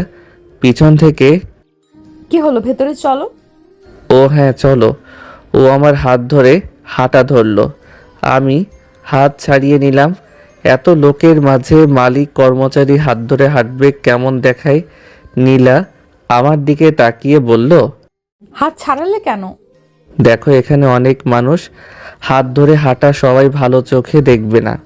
নীলা আবার আমার হাত ধরে বলল, কারোর দেখাতে আমার কিছুই যায় আসে না। পাগলামি করো না, পরেও হাত ধরে হাঁটতে পারবে। নীলাকে কোনো রকম বুঝিয়ে আগে পাঠিয়ে দিলাম। আমি পিছন পিছন ভিতরে গেলাম। ভিতরে অনেক মানুষ দেখা যায়। নীলাদের বিজনেস পার্টনাররা সহ তাদের রিলেটিভরা এসেছে, আর অফিস স্টাফরাও এসেছে। আমি গিয়ে নীলার বাবার সাথে কুশল বিনিময় করলাম। লোকটা অনেক ভালো। চারপাশ ঘুরে ঘুরে দেখছি অন্যদিকে নীলাকে তার কাজিনরা সহ তার বান্ধবীরা আটকে রেখেছে। নীলা বারবার আমার খোঁজ করছে। এক পাশে গিয়ে বসলাম। পাশে তাকাতেই দেখি ইরা আর ফয়সাল হাতে হাত ধরে বসে আছে। আরে প্রেম রে! আমি ওদের কাছে গিয়ে বললাম, এক্সকিউজ মি। আমাকে দেখে ওরা হাত ছেড়ে দিল। আরে জনি, তুমি? ভাইয়া কেমন আছেন? এই তো ভালো। তোমরা কেমন আছো? জি ভাইয়া ভালো। আচ্ছা থাকো তোমরা, আমি চারপাশটা ঘুরে দেখি। ওখান থেকে চলে আসলাম। নীলাকে দেখার জন্য মনটা কেমন উসখুস করছে, তাই চলে গেলাম ওকে দেখতে। সবাই গোল বেঁধে নীলাকে আটকে রেখেছে, আর নীলা বারবার চারদিকে কাকে যেন খুঁজছে, হয়তো আমাকে। নীলার এ অবস্থা দেখে খুব হাসি পাচ্ছে আমার। চাইলেও ওদের কাছ থেকে ছুটে আসতে পারছে না। একটু পর নীলার কেক কাটা হবে। সবাই কেকের পাশে এসে দাঁড়ালো। আমি আড়ালে লুকিয়ে গেলাম, তা না হলে দেখা গেছে আমাকে তার পাশে দাঁড় করিয়ে সবার আগে কেকটা আমাকে খাইয়ে দিত। যথাসময় কেক কাটলো। কেক কাটার পর্ব শেষ করতে একজন সুদর্শন ছেলে এসে নীলার হাত ধরে একটা চুমু দিল। সাথে সাথে আমার হৃদয়টাও কেঁপে উঠল। বুকে চিনচিন ব্যথা হতে লাগলো। আমার এমন হচ্ছে কেন? আমি কি ওকে ভালোবেসে ফেলেছি? ভালো যদি নাই বাসি, তাহলে আমার এমন হচ্ছে কেন? না, আর ভাবতেই পারছি না। ওই ছেলেটা দেখলাম নীলাকে উপরে বারান্দার দিকে নিয়ে যাচ্ছে। আমিও পিছন পিছন গেলাম। দেখলাম ছেলেটা নীলার গায়ে হাত দিয়ে কথা বলছে। নীলা এতে কোনো রিয়্যাক্ট করছে না। মাথাটা গরম হতে লাগলো আমার। একটু পর ছেলেটা নীলাকে দেয়ালের সাথে চেপে ধরলো, দুই হাত দিয়ে নীলার দু হাত ধরে। ছেলেটা আস্তে আস্তে তার মুখ নীলার মুখের কাছে নিচ্ছে। নীলা ছোটার জন্য চেষ্টা করছে, এটা দেখে আর ঠিক থাকতে পারলাম না। যখনই কিছু দিতে যাবে ঠিক তখনই দৌড়ে গিয়ে ছেলেটাকে একটা লাথি দিলাম, যার ফলে ছেলেটা দু হাত দূরে গিয়ে পড়ল। জানি না তখন আমার কি হয়েছিল। ছেলেটাকে এক দাঁড় থেকে মারতে লাগলাম। হঠাৎ কে যেন আমার কলার ধরে দাঁড় করিয়ে ঠাস ঠাস করে দুই গালে দুইটা থাপ্পড় দিল। আমি ভালো করে তাকিয়ে দেখলাম সে আর কেউ না, স্বয়ং নীলা। আমি নীলার দিকে বিস্মিতভাবে তাকিয়ে রইলাম। তারপর নীলা যা বলল তা শুনে আমার চোখ দিয়ে 2 ফোঁটা পানি পড়ে গেল। লুচ্চা লাফাঙ্গা কোথাকার, তোকে এই জন্য এনেছি আমি, গুন্ডামি করার জন্য? ছোট লোক তো ছোট লোকই থাকে, বাজে কোথাকার। তারপর নীলা ছেলেটাকে ধরে ভিতরে নিয়ে গেল। আমি চোখের পানিটুকু মুছে ওদের বাসা থেকে বের হয়ে রাস্তায় হাঁটছি আর ভাবছি, হায় রে ভালোবাসা, অভিনয়ের সেরা ট্রফি দেওয়া উচিত নীলাকে। এত কষ্টের মাঝেও এই ভেবে হাসি গেল যে ছেলেটার নাক থেকে তো রক্ত বের করেছি। কত বড় সাহস আমার জিনিসের দিকে নজর দেয়! কি বললাম আমি? আমার জিনিস? হা হা হা, নিজের কথায় নিজেকে ধিক্কার দিচ্ছি। বড় লোকদের সবই অভিনয়, যার জন্য করলাম চুরি সেই বলে চোর। আমাকেই লুচ্চা বলছে। আবারও চোখ দুটো ভিজে যাচ্ছে। অফিসের কেউ দেখেনি, দেখলে হয়তো মুখ দেখানো যেত না। যাওয়ার সময় এক পাতা ঘুমের ওষুধ নিয়ে গেলাম বাসায়। রাতে ঘুম আমার চোখে ধরা দিবে না, তাই এই পদ্ধতি। রাতে আর খেতে ইচ্ছে করলো না, তাই বাসায় এসেই ঘুমের ওষুধ খেয়ে ঘুমের দেশে পাড়ি জমালাম। অন্যদিকে নীলা রাতে শাড়ি পাল্টাতে গিয়ে শাড়ির দিকে চোখ গেল, আর তখন মনে পড়ে গেল আমার কথা। নীলা মনে মনে ভাবছে, এ আমি কি করলাম? জনি তো ঠিকই করেছে, রাফি তো আমার সাথে অসভ্যতামি করেছে, আর আমি কি না? উফ, রাগ উঠলে কি যে করি না আমি। এখন নিজের চুল নিজে ওঠাতে ইচ্ছে করছে। ছেলেটা না খেয়ে চলে গেল। না, একবার কল দেই। নীলা কল দিল, কিন্তু কল কেউ ধরে না, আবার দিতে থাকে। এভাবে এক ধারে কল দিতেই থাকে, কিন্তু কেউই কল ধরে না। অন্যদিকে আমি তো ঘুমের ওষুধ খেয়ে ঘুমিয়েছি, কোনো হুঁশ নেই আমার। আমার ফোন এক ধার থেকে বাজছে, কিন্তু আমার কান পর্যন্ত শব্দ পৌঁছায়নি। ওইদিকে নীলাও রাতে খাবার না খেয়ে ঘুমিয়ে আছে। সকালে ঘুম থেকে উঠলাম, দাঁড়াতেই ঘুরে পড়ে গেলাম। আসলে গতকাল দুপুর থেকে না খেয়ে আছি তো, তাই শরীর পুরো দুর্বল। কোনো রকম রান্নাঘরে গেলাম, যা রান্না করা ছিল সব পচে গেছে। বুয়া আসতে অনেক দেরি আছে। সেলফ খুঁজে এক বাটা মুড়ি গেলাম। এত বেশি খিদা ছিল যে সব শেষ হয়ে গেল। তারপরও খিদা কমেনি। আবার সেলফ হাতিয়ে এক প্যাকেট বিস্কিট পেলাম। আসলে এগুলো কবে এনে রেখেছি নিজেও জানি না। বিস্কিটগুলো কিছুটা ড্যাম, খিদার কাছে এগুলা কিছুই না। এগুলা খেয়ে পানি খেলাম, এবার খিদা কিছুটা কমেছে। মোবাইলটা হাতে নিয়ে দেখি নীলা বেশ কয়েকটা কল দিয়েছে। কিছুক্ষণ পর আবার কল দিল নীলা। মোবাইলটা সাইলেন্ট করে পাশে রেখে দিলাম। বেশ কিছুক্ষণ পর বুয়া আসলো, রান্না করে দিয়ে চলে গেল। আমি খেয়ে আবার ঘুম দিলাম। রাত পেরিয়ে সকাল হলো যথাসময়। আমি অফিসে চলে গেলাম। আমি আমার ডেস্কে বসে বসে ভাবছি ম্যামের সামনে কিভাবে মুখ দেখাবো। তখন ফয়সাল পাশে থেকে বলল, কি জনি সাহেব, কাল কেক কাটার পর আর আপনাকে দেখলাম না। আসলে আমি খেয়ে আগে চলে এসেছি। ও, আমি বসে বসে ফাইল দেখছি, তখন ম্যাম আসলো। আমরা সবাই দাঁড়িয়ে গেলাম। আমি মাথা নিচু করে দাঁড়ালাম। কিছুক্ষণ পর ম্যামের কেবিনে ডাক পড়ল। আমি আসবো ম্যাম? হ্যাঁ আসো, চেয়ারে বসো। আসলে জনি, আমি সত্যিই সরি কালকের জন্য। তুমি তো জানোই রাগ উঠলে আমার মাথা ঠিক থাকে না। আসলে রাফি হলো আমাদের বিজনেস পার্টনার।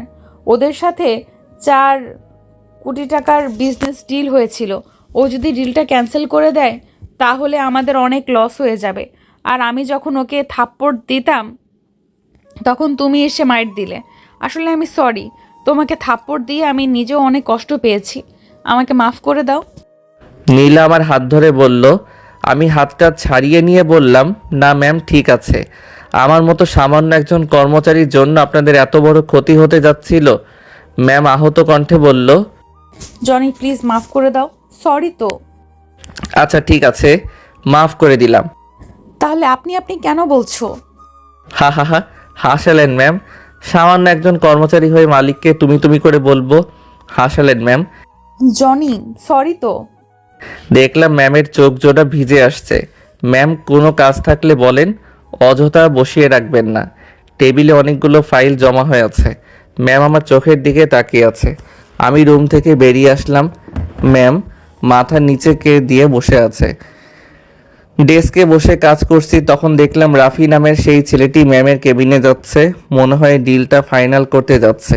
ওকে দেখে হাসি গেল, মুখটা এখনো দাগ হয়ে আছে। কিছুক্ষণ পর ম্যামের কেবিন থেকে চিৎকারের আওয়াজ আসছে। আমি কাজে মন দিলাম।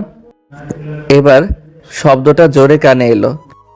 তাকিয়ে দেখি রাফি ম্যামের কেবিনের সামনে পড়ে আছে আর ম্যাম গেট আউট বলে ডিলের কাগজপত্রগুলোর মুখের উপর ছুঁড়ে মারল। এই বলে রাফি চলে গেল। আমি একটু হাসলাম। হাই রে অভিনয়! দুপুরের সময় ম্যামের কেবিনে আবার ডাক পড়ল। আমি আসবো ম্যাম? আসো, বসো। একটু গম্ভীরভাবে বলল। আমি বসলাম। রাফির সাথে ডিল ক্যান্সেল করে দিয়েছি। কেন? ওর জন্য তোমার সাথে খারাপ ব্যবহার করেছি তাই। আমার মতো সামান্য একটা কর্মচারীর জন্য এত বড় ডিলটা ক্যান্সেল করে দিলেন। এতে আপনাদের অনেক লস হবে। বারবার কর্মচারী বলবে না, আর তোমার চাইতে ডিলটা বেশি বড় না। হা হা, ম্যাম হাসালেন। যাক, আমার জন্য যেহেতু আপনার এত বড় লস হয়েছে তাই আমি সামান্য হলেও এর জন্য ক্ষতিপূরণ দিব। তা 3 মাস পর পেয়ে যাবেন। আচ্ছা, আমি আসি। দাঁড়াও, এখানে বসো। দেখলাম ম্যাম খাবার বাড়তে লাগলো। নাও, হাত ধোও। আমি হাসলাম। ম্যাম আগের মতো শুরু করে দিয়েছে। হাসো কেন? আমি আপনার সাথে খেতে পারবো না। আমার রাগ বাড়িও না, এখানে চুপচাপ বসে পড়ো। তোমার সাথে খাবো বলে এখনো খাইনি। ম্যামের চোখে স্পষ্ট পানি দেখতে পেলাম।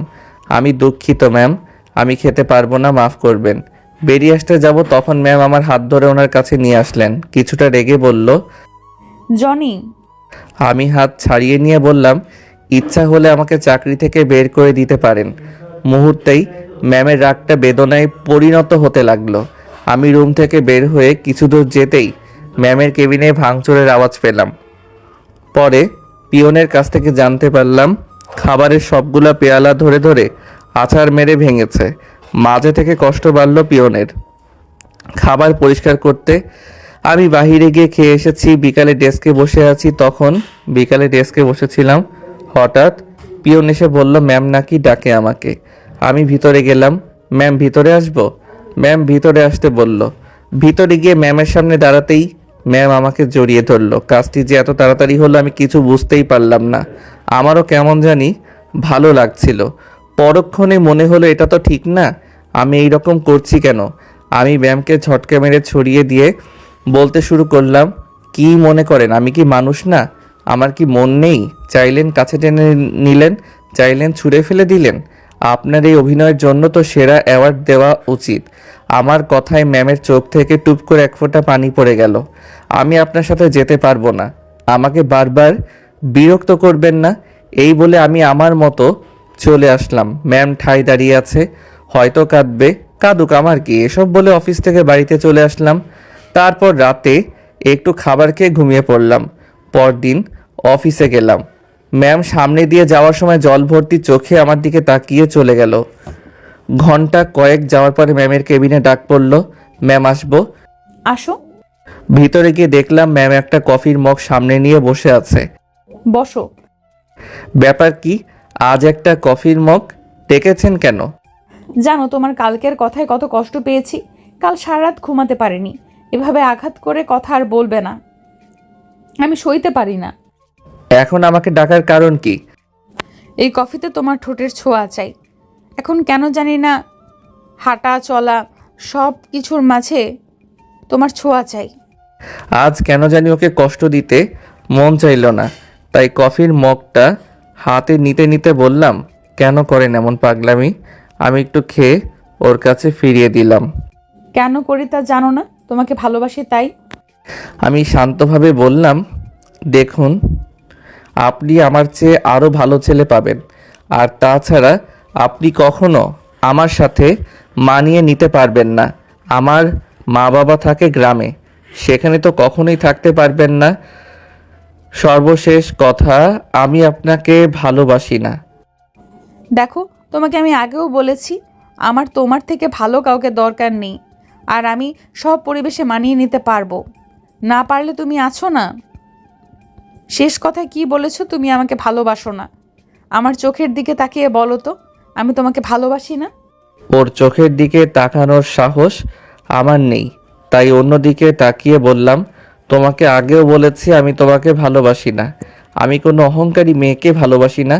আর আমার সাথে এরকম করলে আমি এগ্রিমেন্ট ভঙ্গ করে চাকরি ছেড়ে চলে যাব। আমার কথায় ম্যাম আমার দিকে হা করে তাকিয়ে আছে।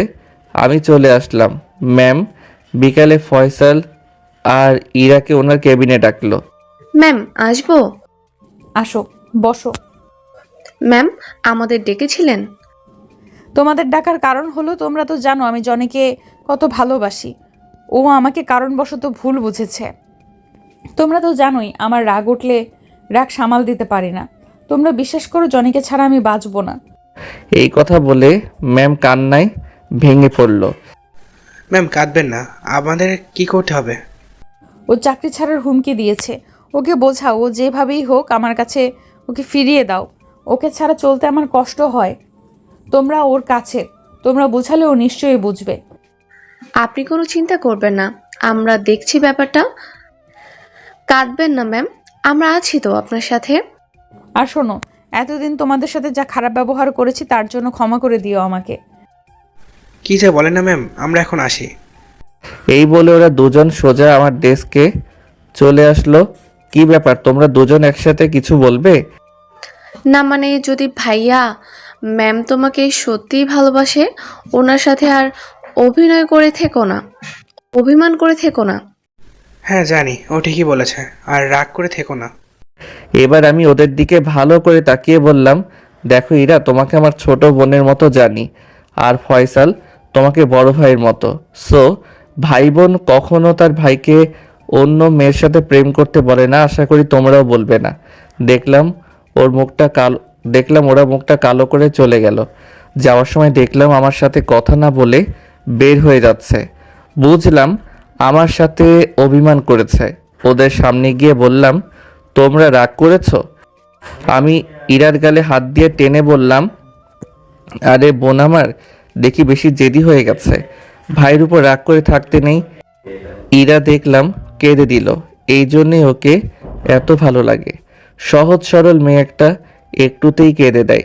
আমি ইরার চোখের পানি মুছে দিলাম। তখন ইরা বলল, আমার চোখের পানি মুছলে কি হবে, তোমার নীরার চোখের পানি তো এখনো পড়তেছে। আবার ঘুরে এক কথা, শোন বোন আমার, ফয়সাল ভাই তুমিও শোনো। ওর আর আমার মাঝে বিশাল ব্যবধান, তা তোমরা কেন বুঝো না? ধরো তোমাদের কথা ধরে ওর সাথে প্রেম করলাম, এর শেষ পরিণতি কি? বিয়ে। ও কি পারবে আমার সাথে মানিয়ে নিতে? কখনোই পারবে না। বুঝলে এবার? ওরা দেখলাম মাথা নিচু করে ফেললো। আমি ইরার গালে হাত দিয়ে বললাম, পাগলি বোন আমার, চলো তোমাদের আজকে ট্রিট দিব। এবার তো একটু হাসো। ইরা একটু মুচকি হাসি দিল। এই তো হয়েছে, চলো। ওদের নিয়ে রেস্টুরেন্টে গিয়ে ট্রিট দিলাম। অন্যদিকে ম্যাম আমার ওই কথা বলার পর থেকে বেশি একটা জোর খাটানোর সাহস পায় না। এইভাবেই কিছুদিন চলে গেল। এর ভিতর কোম্পানি ডেভেলপমেন্ট হওয়ার জন্য ম্যামের বাসায় ছোটোখাটো একটা পার্টি দিয়েছে অফিসের সবাইকে নিয়ে। তো কাল সন্ধ্যায় অনুষ্ঠান। দুপুরে কাজ করছি, তখন ম্যাম আমার ডেস্কে আসলো। আমি দাঁড়িয়ে গেলাম। আমাকে বললেই তো আমি চলে আসতাম। না থাক, শোনো, তোমাকে কিন্তু কাল আসতেই হবে। আমি মুচকে একটা হাসি দিলাম। ম্যাম আবারও বলল, হাসলে হবে না, তোমাকে কিন্তু আসতেই হবে। আমি প্রতি উত্তরে আবার একটা মুচকি হাসলাম। ম্যাম হয়তো বুঝতে পেরেছে আমি আসবো না, তাই রাতে ওনার বাবাকে দিয়ে আবার কল করালো। আমি সালাম দিয়ে বললাম, স্যার কেমন আছেন? এই তো বাবা ভালো। শোনো, যে কারণে তোমাকে কল দিয়েছি তা হলো কাল কিন্তু তোমাকে থাকতেই হবে। না মানে স্যার, আমার মানে টানে বাদ, কাল তুমি সবার আগে আসবে। ব্যাস, রাখছি। কি আর করার। পরের দিন বিকালে ওদের বাসার উদ্দেশ্যে রওনা দিলাম। বাসার সামনে যেতেই দেখি নীলা দাঁড়িয়ে। রিক্সা থেকে নামলাম, ও আমার সামনে এসে দাঁড়ালো। আসতে কোনো সমস্যা হয়নি তো তোমার? জি না ম্যাম। আচ্ছা চলো। কিছু না বলে ভিতরে যেতে লাগলাম। ম্যাম আমার পিছন পিছন আসতে লাগলো। ভিতরে গিয়ে দেখলাম অনেকেই চলে এসেছে। আমি সোজা স্যারের সাথে দেখা করতে চলে গেলাম। কেমন আছেন স্যার? এই তো ভালো বাবা, তুমি এসেছো? যাও, সবার সাথে কথা বলো। আমি সবার সাথে কথা বলতে লাগলাম। নীলা যেন কোথায় গিয়েছে, মেয়েটাকে আজ পরীর মতো লাগছে। কিছুক্ষণ পর রুমা আসলো, এসেই তার ঢংমার্কা কথা। তুমি আগে চলে আসছো আর আমি তোমার সাথে আসতে চেয়েছি। তুমি না একটা। থাক, আর বলতে হবে না। আচ্ছা চলো ওখানে গিয়ে বসি। হ্যাঁ চলো। রুমার সাথে বসে কথা বলছি, তখন কোথা থেকে নীলা এসে আমার হাত ধরে টানতে লাগলো। আরে কি হয়েছে ম্যাম? দেখে তো মনে হয় রেগে আছে। টানতে টানতে উপরের বারান্দায় নিয়ে গেল, একটা দোলনাতে নিয়ে বসালো, আরও নিজে আমার সামনে চেয়ার টেনে বসলো। আমার দিকে চোখ দুটো বড় বড় করে তাকিয়ে আছে। এইভাবে তাকালে আমি অনেক ভয় পেয়ে যাই। ম্যাম এইভাবে তাকিয়ে আছেন কেন? আর এখানে নিয়ে আসলেন কেন? ম্যাম কিছুটা চিৎকার দিয়ে বলল। তুমি জানো না কেন তাকিয়ে আছি? শোনো, তুমি আমার রাগ বাড়িও না। তুমি জানো রাগ উঠলে আমি রাগ কন্ট্রোল করতে পারি না। নীলা কিছুক্ষণ চুপ থেকে বলল, কি খাবে? না কিছু না। তুমি না খেলেও আজ আমি খাবো। নীলা একটা দুষ্টু হাসি দিয়ে বলল, কি? তোমার ঠোঁট। এই বলে আমার ঠোঁটের উপর হামলা করলো। চুমু দিয়ে ধরে রেখেছে তো ধরেই রেখেছে, ছাড়ার নামই নেই। আমি আর না পেরে ওর পিঠ খামচে ধরলাম। কিছুক্ষণ পর হঠাৎ ওর বান্ধবীরা চলে আসলো। ও সরি ভুল সময় চলে এসেছে। নীলা এবার ওদের কথায় আমাকে ছেড়ে দিল। আমি হাঁপাচ্ছি। নীলা একটু দম নিয়ে তার বান্ধবীদের বলতে লাগলো, কি হয়েছে? তোদের আসার আর সময় নেই, চলে এসেছিস? দেখছিস যে আমরা দুজন একসাথে আছি, তোদের মন চায় তোদের জন্য। আর কিছুক্ষণ পারলাম না। ওর এই কথা শুনে ওর বান্ধবীরা হেসে বলল, তাহলে আমরা আসি। না থাক, যাওয়া লাগবে না, ওর সাথে পরিচয় হয়ে নে। আমি ভালো করে তাকিয়ে দেখলাম এরা তো তারাই যারা আমাকে আগে অপমান করেছিল। এবার আমি নীলাকে বললাম, আমার মতো ছোট লোকের সাথে কি ওনারা পরিচিত হবে? সরি ভাইয়া, সেদিন বুঝতে পারিনি যে নীলা আপনাকে এত ভালোবাসে। আসলে কিন্তু আমি একটা ছোট লোক। সরি তো ভাইয়া, আমরা বুঝতে পারিনি। আমরা তো আপনার ছোট বোনের মতোই। ওই দিনের কথা ভুলে যান প্লিজ প্লিজ। আচ্ছা ঠিক আছে। আচ্ছা নীলা, আমরা যাই, তুই তোর কাজ সার। ওরা চলে গেল। নীলা নীলা আমার দিকে ঘুরে তাকালো। কাছে আসো, কেন? বাকিটা সেরে নেই। বাকিটুকু মানি। তুমি আসো তো, এত বোঝাতে পারবো না। আজ কোনো বাধা দিবে না আমাকে। আমার মন যতক্ষণ না ভরে ততক্ষণ ছাড়ছি না তোমাকে। এই কথা বলে নীলা আমার উপর ঝাঁপিয়ে পড়ল। আমি সত্যি নীলাকে কোনো বাধা দিতে পারিনি। অনেকক্ষণ পর নীলা আমাকে ছেড়ে দিল। আমার ঠোঁট জোড়া লাল হয়ে গেছে, চোখ জোড়া আগুন হয়ে গেছে। ওর মতিগতি ভালো না দেখে আমি পাশ কাটিয়ে নিচে দৌড় দিলাম। এই কোথায় যাও? এখনো হয়নি তো আমার, এদিকে আসো। নীলা পিছন থেকে বলতে লাগলো। আমি এই কথা শুনে আরো জোরে দৌড়িয়ে নিচে চলে এলাম। নিচে যেতেই রুমা এসে ধরলো। তোমাকে কতক্ষণ ধরে খুঁজছি, তুমি কোথায় গিয়েছিলে? উপরে ছিলাম। তোমার চোখ এমন কেন? ঠোঁট জোড়া লাল হলো কিভাবে? কি হয়েছে আমাকে বলো তো। রোমাকে কিছু বুঝে ফেললো নাকি? কই কি হয়েছে? গরম চা খেতে গিয়ে এমন হয়েছে। ও, আমি তো অন্য কিছু মনে করেছি। আচ্ছা চলো, ওই দিকে চলো। কিছুক্ষণ পর খাওয়ার সময় হয়ে গেল। আমরা বসে গেলাম খেতে। খাবার যেই মুখে দিতে যাব তখন কে যেন হাত ধরলো। তাকিয়ে দেখি নীলা। কি ব্যাপার ম্যাম? তুমি এখানে খাচ্ছ কেন? তো কোথায় খাবো? ভেতরে আমার সাথে। সরি, সবাই যেহেতু এখানে খাচ্ছে আমিও এখানে খাবো। নীলা কিছুটা রেগে বলল। ওই, তুমি আর সবাই এক হলে নাকি? তাছাড়া বাবা তোমাকে ভেতরে যেতে বলেছে। কি আর করার, স্যার যেহেতু বলেছে তাহলে তো যেতেই হবে। ওনার সাথে ভিতরে গেলাম। উরি মা, এত খাবার কে খাবে? কি ব্যাপার, দাঁড়িয়ে আছো কেন? বসো। আমি বসলাম, নীলাও বসলো। স্যার কোথায়? কিছুক্ষণ পর স্যার আসলেন। আমি, নীলা আর ওর বাবা খাচ্ছি। খাওয়ার মাঝে নীলার বাবা বলল, শোনো জনি, আমার মেয়েটা এতটাও খারাপ না যতটা তুমি ভাবো। আমি এবার খাওয়া রেখে ওনার দিকে তাকালাম। উনি কেন আমাকে এসব কথা বলছেন? উনি আবার বলতে লাগলেন, আমার মেয়েটা উপরে একটু রাগী, কিন্তু ওর ভিতরটা একদম নরম, একেবারে ওর মায়ের মতো। নীলা বাকিটুকু এমন হয়েছে ওর মা নেই বলে। ওর মা ও খুব ছোট থাকতেই মারা যায়। কিছুক্ষণ চুপ থেকে আবার বলল, নীলাকে কখনো কারোর জন্য কাঁদতে দেখিনি, কিন্তু তোমার জন্য ও প্রায় কাঁদে, যা আমার চোখ এড়ায় না। এবার চুপ করো তো। খাওয়ার ভেতর এত কথা বলে কেউ? আমি নীলার দিকে তাকালাম। ও মাথা নিচু করে আছে, লজ্জায় নাক কান গাল লাল হয়ে আছে। যা লাগছে না এখন ওকে। আমি খেয়ে উঠতেই ও নিজের খাওয়া রেখে টাওয়েলটা এগিয়ে দিল। আমি হাত মুছে স্যারের কাছ থেকে বিদায় নিয়ে চলে আসব, তখন ম্যাম আমার হাত ধরে বলল, আজকে থেকে গেলে হয় না? এইটা কি আমার কোনো রিলেটিভের বাসা নাকি যে থেকে যাব? ও, তোমার কথার সুর এখনো বদলায়নি। তখনকার মতো আরেকটা লাগবে বুঝি। আসো, এদিকে আসো।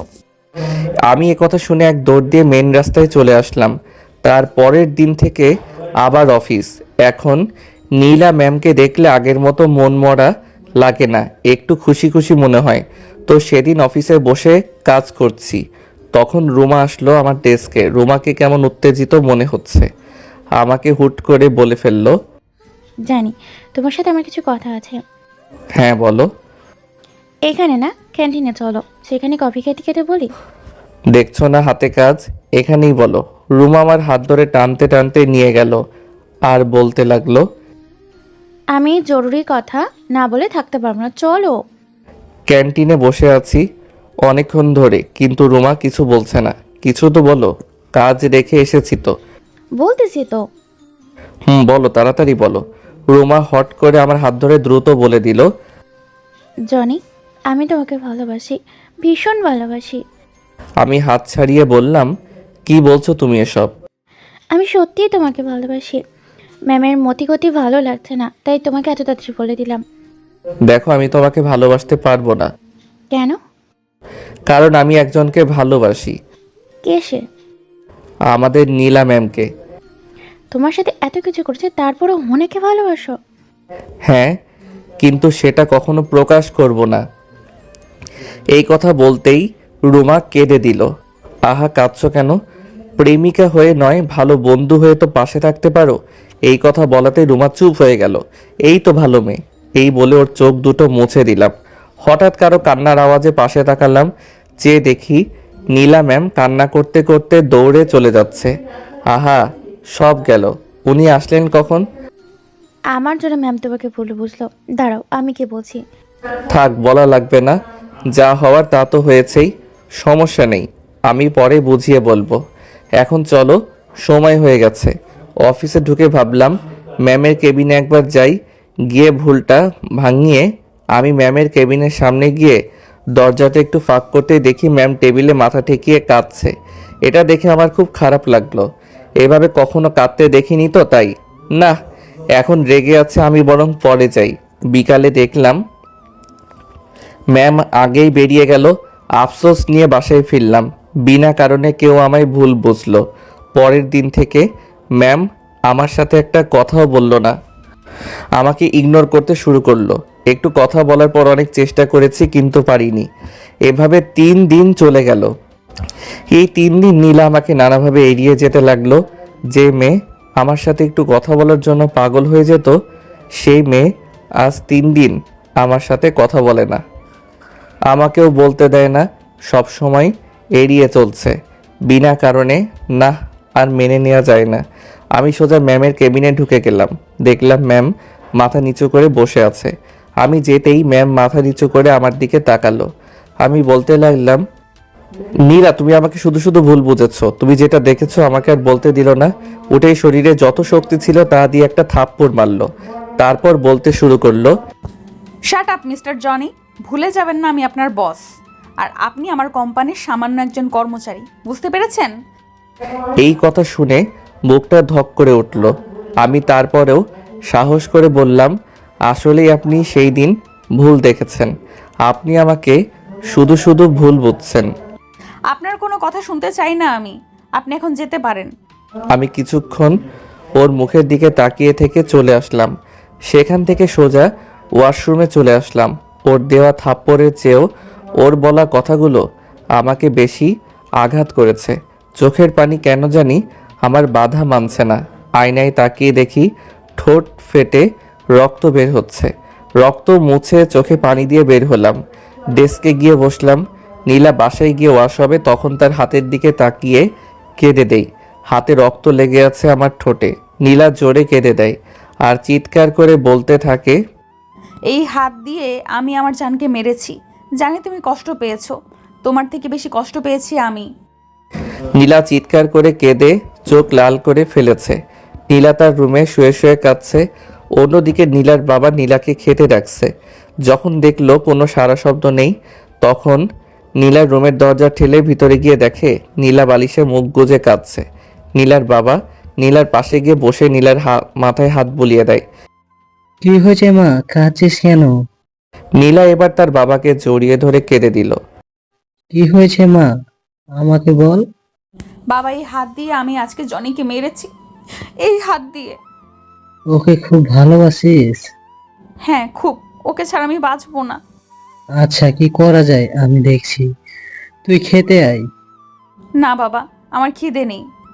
আমি ঢেকে রেখে যাচ্ছি, পরে খেয়ে নিস। অন্যদিকে নীলার হাতে থাপ্পড় খেয়ে আমার অনেক জ্বর উঠল। পরদিন আর অফিস যেতে পারলাম না। ওইদিকে নীলা ম্যাম প্রতিদিনের মতো আমাকে দেখতে না পেয়ে বুকের ভিতর আনচান আনচান করতে থাকে। উকি দিয়ে চারপাশ দেখতে থাকে, কিন্তু কোথায়ও আমাকে দেখতে পায় না। ম্যাম তার কেবিনে গিয়ে পিয়নকে খবর দিল। আজকে জনি আসেনি? জি না ম্যাম। আচ্ছা, তুমি যাও। পিয়ন আসলো। নীলার টেনশনে কপালটাকে টেবিলের সাথে ঠেকালো। চোখের কোণ থেকে পানি বেয়ে বেয়ে পড়ছে। হঠাৎ কারো গলার আওয়াজে উপরে তাকালো। চেয়ে দেখে রুমা। ওকে দেখে নিল, তেলে বেগুনে জ্বলে উঠল। তুমি কি চাও এখানে? আমার কাছ থেকে আমার মূল্যবান জিনিস ছিনিয়ে নিয়ে গেলে কেন? বলো, কেন করলে এমন? এখন কি চাইতে এসেছো? আমার সামনে থেকে সরে যাও, চলে যাও আমার সামনে থেকে। এই বলে নীলা টেবিলে মাথা ঠেকিয়ে কাঁদতে লাগলো। রুমা নীলার মাথায় হাত দিল। নীলা এক ঝটকায় হাত ছাড়িয়ে নিল। ছোবে না তুমি আমায়। আমার একটা কথা শুনুন। তারপর রুমা সব খুলে বলল। নীলা এবার আরো বেশি করে কাঁদতে লাগলো। তুমি আগে বলনি কেন? জনি বলতে বারণ করেছে। ও আমার সাথে অভিমান করে আজ আসেনি। তবে একটা সত্যি কথা যে জনি আপনাকে ভীষণ ভালোবাসে। এই কথা বলে রুমা সেখান থেকে চলে আসে। নীলা কাঁদতে কাঁদতে বলে, আমি কি করে ওর সামনে মুখ দেখাবো? কাল ওর কাছে ক্ষমা চেয়ে নেব, দরকার পড়লে পা ধরবো।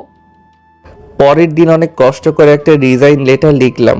ওর বাবার দেওয়া অ্যাগ্রিমেন্টের ডেট যেহেতু শেষ, সেহেতু আমি চাকরি ছাড়তে পারি। খুব সকালে রিজাইন লেটারটা নিয়ে পিয়নের কাছে দিয়ে আসলাম। নীলা অফিসে গিয়ে আগে আমাকে খুঁজতে লাগলো। কাল রাত থেকে আমার জন্য ব্যাকুল হয়ে আছে। পিয়ন বলে চিৎকার দিতে লাগলো। কি হয়েছে ম্যাম? জনি আসেনি। হ্যাঁ এসেছিল, এটা দিয়ে গেছে। নীলা খামটা খুলে একটা চিৎকার দিয়ে অজ্ঞান হয়ে গেল। সবাই ধরে হসপিটালে নিয়ে যায়। অন্যদিকে আমি দুপুরে শুয়ে আছি। তখন আমার ফোনে একটা কল আসে। আমি ধরে দেখি ইরা। কল রিসিভ করতে ওপাশ থেকে কান্নার আওয়াজ শুনতে পেলাম। কি হয়েছে, কাঁদছিস কেন? তুমি এমনটা করলে কেন? চাকরিটা ছাড়লে কেন? তাতে কি হয়েছে? ফয়সালকে নিয়ে আমার বাসায় চলে আসিস। অন্যদিকে নীলার সেন্স আসতেই চিৎকার দিয়ে বলতে লাগলো, আমার জনি কই? আমি জনির কাছে যাব। এই বলে নীলা দৌড়ে নিচে গিয়ে সোজা গাড়ি নিয়ে আমার বাসায় চলে গেল। আমি শুয়ে আছি। তখন কলিং বেলের আওয়াজ শুনতে পেলাম। মনে হচ্ছে কলিং বেল ভেঙে ফেলছে। আমি দরজা খুলতেই কে যেন আমার বুকে ঝাঁপিয়ে পড়ল। দুজন মিলে বাসার ভিতরে পড়ে গেলাম। চেয়ে দেখি নীলা। আমি ছাড়িয়ে নিয়ে বললাম, কি হয়েছে ম্যাম, এমন করছেন কেন? আমাকে মাফ করে দাও প্লিজ। আমি তোমাকে ছাড়া বাঁচতে পারবো না। আমি সত্যিই তোমাকে ভালোবাসি। কি বলছেন, পাগল হলেন নাকি? আমার মতো সামান্য একজন কর্মচারীর জন্য মরে যাবেন? ওরকম তো রাগ উঠলে প্রায়ই বলি।